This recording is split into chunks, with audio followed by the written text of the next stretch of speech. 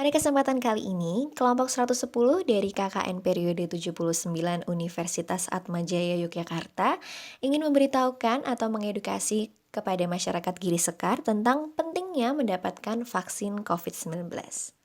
Pertama-tama, kami ucapkan puji dan syukur kepada Tuhan Yang Maha Esa atas berkat dan kemurahannya, sehingga KKN 79 ini, khususnya kelompok 110, dapat menyelesaikan pembuatan e-book buku saku yang berjudul Pentingnya Masyarakat Mendapatkan Vaksin COVID-19.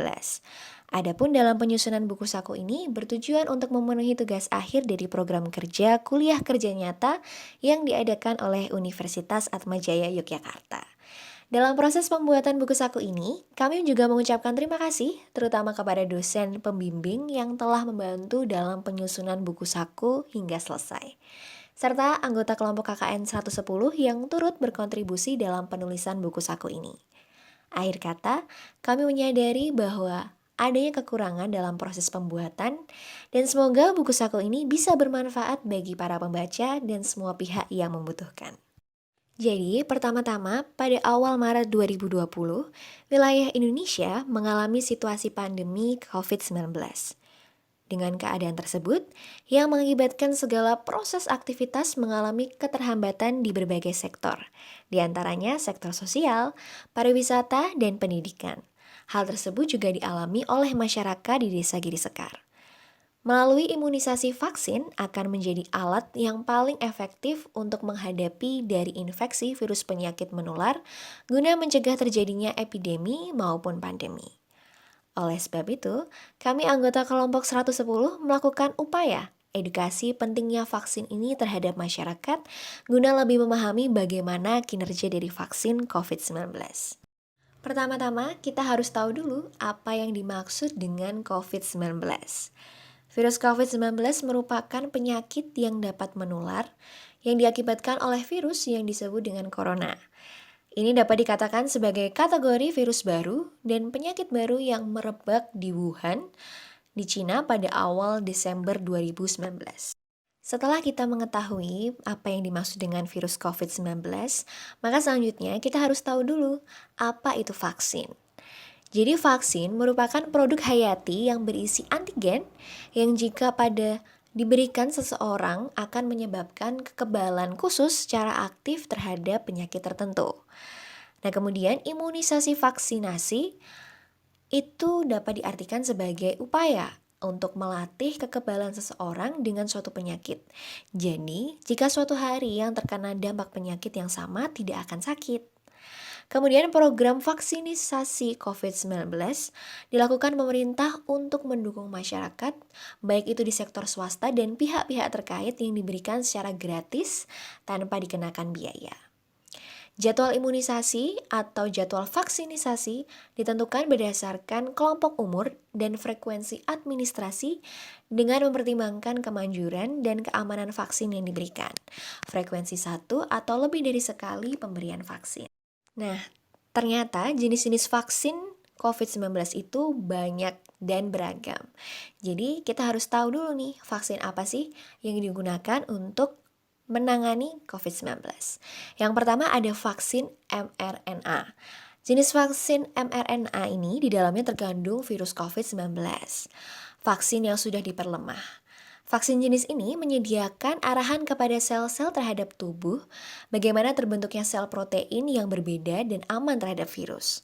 Sesaat setelah sel tubuh berhasil terbuatnya salinan berupa protein, sel kemudian menguraikan bahan genetik yang divaksin. Kemudian akan terbentuknya limfosit T serta limfosit B tentang bagaimana cara melawan virus tersebut. Yang kedua, ada vaksin subunit protein. Vaksin subunit protein ini termasuk virus yang di dalamnya terdapat protein yang aman. Sesudah vaksinasi, sistem imun tubuh akan menyadari bahwa protein lain yang tidak termasuk dalam tubuh akan mulai membentuk limfosit dan antibodi. Jadi, jika seseorang terpapar pada COVID, sel memori yang terkandung dalam vaksin akan mudah mengenali dan memerangi virus corona. Yang ketiga ada vaksin vektor. Jenis yang berikutnya ini merupakan vaksin yang menggunakan vektor yang telah diyakinkan dengan aman dan tidak berbahaya. sehingga dapat memproduksi serta melepaskan kandungan antigen imunogenik pada sel yang terinfeksi pada waktu tertentu. Vektor merupakan virus yang dalam golongan keluarga yang berbeda, tetapi telah dilakukan pengembangan dalam vaksin corona. Nah, itu tadi beberapa vaksin yang digunakan untuk memerangi virus COVID-19. Nah, vaksin yang beredar di Indonesia ini ada apa saja sih? Tentunya juga beragam.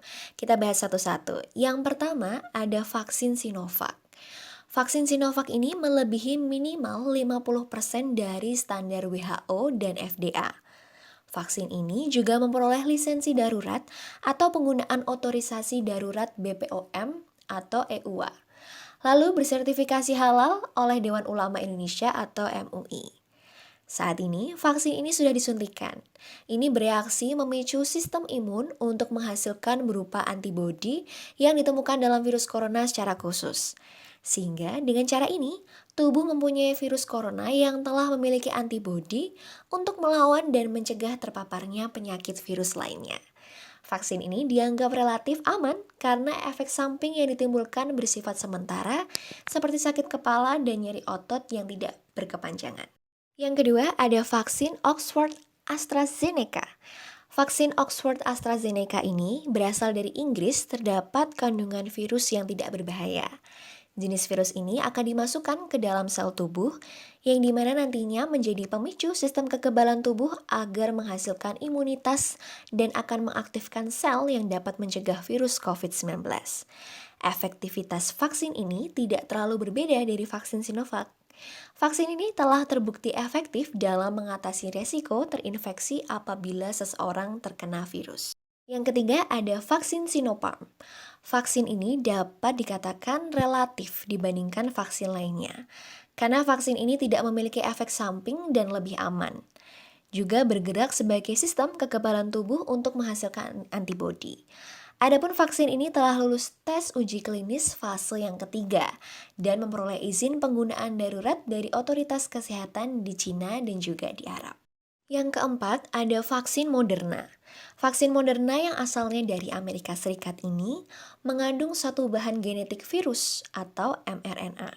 Vaksin mRNA ini berfungsi dengan mengarahkan sel tubuh untuk menghasilkan seperti protein pada virus corona, di mana sel tubuh ini membentuk protein baru guna mengalahkan protein virus corona. Yang kelima ada vaksin Pfizer-BioNTech. Vaksin ini terbuat dari genetik RNA messenger. Meskipun hasil dari pengujian hasil klinis fase 3 dari vaksin Pfizer relatif lebih tinggi dibandingkan dengan vaksin Moderna. Namun, perbedaan efektivitas vaksin Moderna dan vaksin Pfizer, keduanya vaksin ini umumnya memiliki tingkat keselamatan yang hampir sama. Oke, jadi yang keenam ada vaksin Novavax. Protein subunit yang terdapat pada vaksin Novavax merupakan protein yang dibentuk untuk menyamakan protein alami. Sesudah memasuki tubuh, maka akan memicu reaksi antibodi untuk melawan virus dan melawan terjadinya infeksi. Hasil uji klinis ini dilakukan oleh Novavax menunjukkan reaksi antibodi yang kuat kepada tubuh manusia tanpa efek samping. Fase 3 uji klinis dipastikan untuk keselamatan dan efektivitas vaksin Novavax harus diselesaikan dalam waktu yang dekat. Yang terakhir ada vaksin merah putih Bio Farma.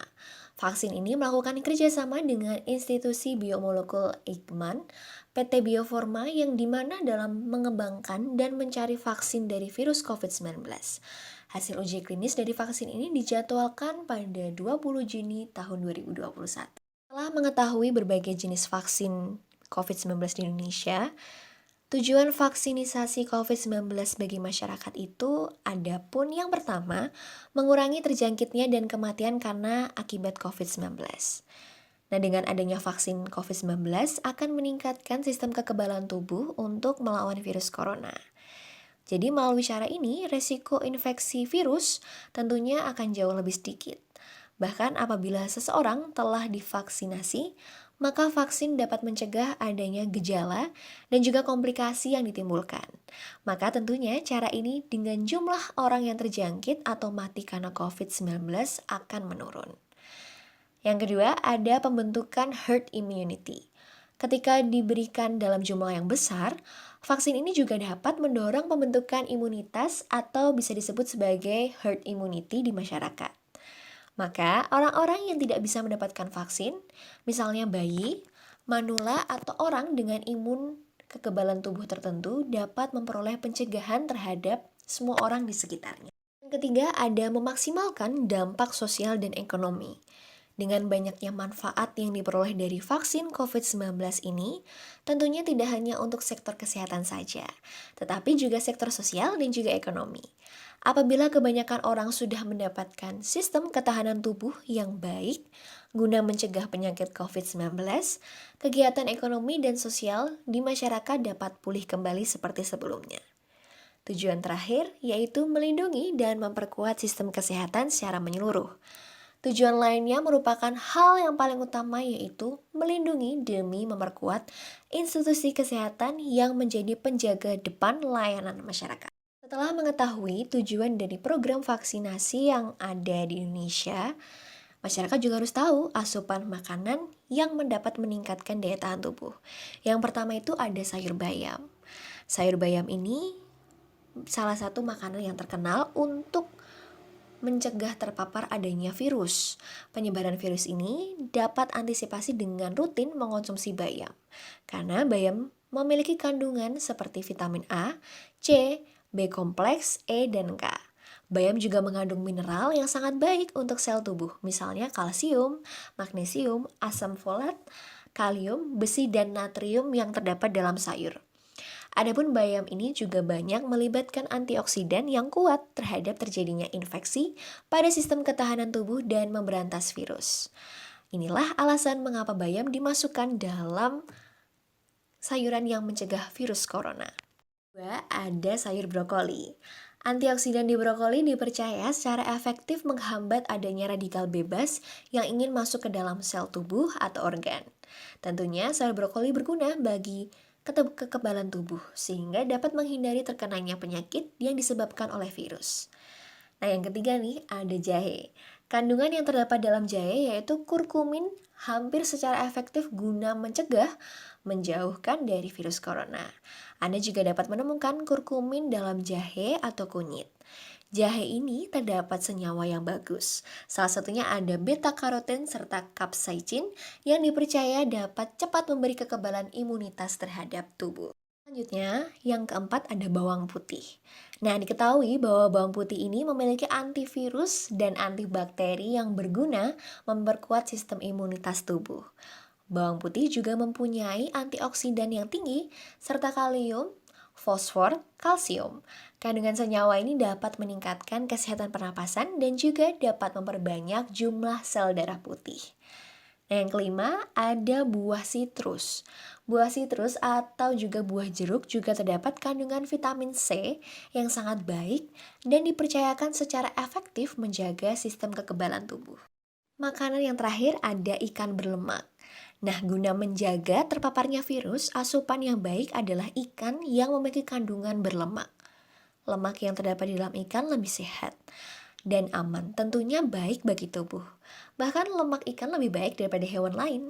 Selain itu, kandungan nutrisi dalam ikan sangat efektif terhadap berbagai penyakit. Jenis ikan berlemak dapat dikonsumsi untuk menghindari virus corona yaitu seperti tuna, salmon, sarden, dan herring. Kandungan ini berupa lemak omega 3, omega 6, dan omega 9 yang menunjukkan efektif dalam menurunkan gejala peradangan dalam tubuh yang disebabkan oleh pengaruh virus. Ikan berlemak ini dapat dikonsumsi setidaknya 2 porsi dalam seminggu.